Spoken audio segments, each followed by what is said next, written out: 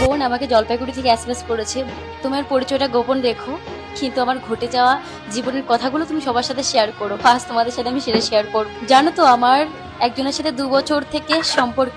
আমাদের সম্পর্কটা শুরু হয়েছিল ফেসবুক থেকে, মানে আমরা কথা বলতাম। এরপরে একদিন ছেলেটা আমাকে প্রপোজ করে, কথা বলতেছিলাম, আর এইরকম করতে করতে 2টা বছর কেটে যায়।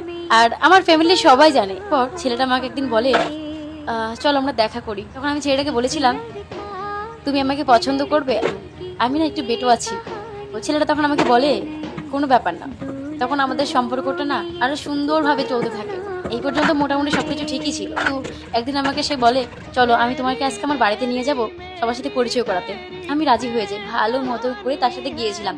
এবং তার বাড়িতে 2 দিন পরে শুনতে পাই তার ফ্যামিলির লোক আমাকে বলেছে, আমি দেখতে সুন্দর না, আমি অনেকটা বেটো।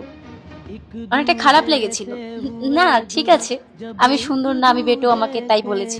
কিন্তু তারপর ছেলেটা আমার থেকে দূরত্ব বজায় রাখতে যাচ্ছে, মানে কম বলে সবকিছু কমিয়ে দিয়েছে। মানে বুঝতে পারছিলাম যে ছেলেটা আমার সাথে হয়তো আর রিলেশন রাখবে না। বোন, তোমাকেই বলবো, তুমি ছেলেটাকে বলে দিও সুন্দর দেখে একটা মেয়েকে বিয়ে করে ঠাকুরের মন্দিরে বসিয়ে রাখতে, সময় সময় জল আর বাতাসা দিতে বলো। এটা বলে দিও, পারফেক্ট কেউ হয় না।